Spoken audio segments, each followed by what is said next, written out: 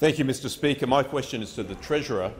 Will the Treasurer outline to the House how the government's strong border protection policies are helping us balance the budget and deliver a strong economy? Is the Treasurer aware of any weaker approaches that would result in budget blowouts? The Treasurer has the call. Thank you, Mr Speaker, and I thank the member for Bonner for his question.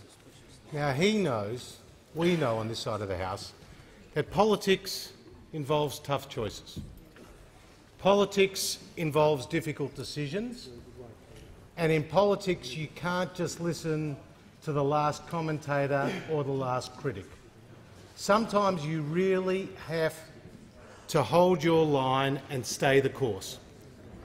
And nowhere is that clearer than in one of the most difficult issues to confront this parliament, which is around border protection, Mr Speaker.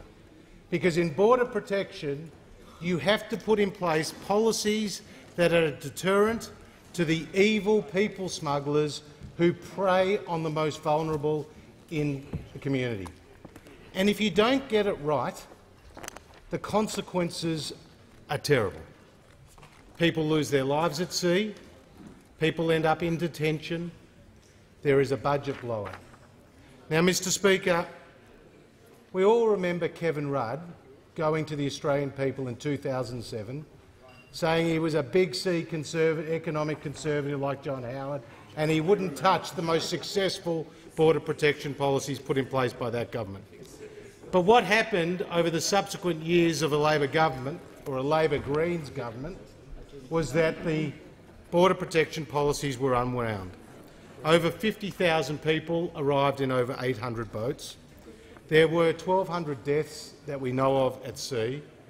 Over 8,000 children were in detention while Labor was in government. And in July 2013, there were 10,200 people in detention, including nearly 2,000 children.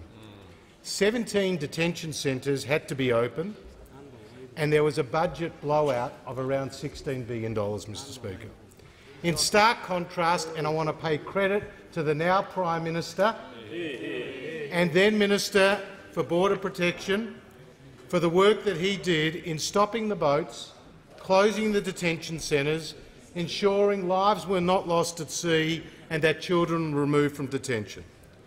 The benefit of these policies is what we restored order to our program, and we increased our humanitarian program from 13,750 to 18,750 a year in 2018-2019. And we've closed those detention centres, Mr Speaker, and we've won the respect of the Australian people for the strong policies that we've put in place, which have not only helped the budget, but most importantly put an end to the business model of those people smugglers and put an end to the tragic loss of life at sea. The Leader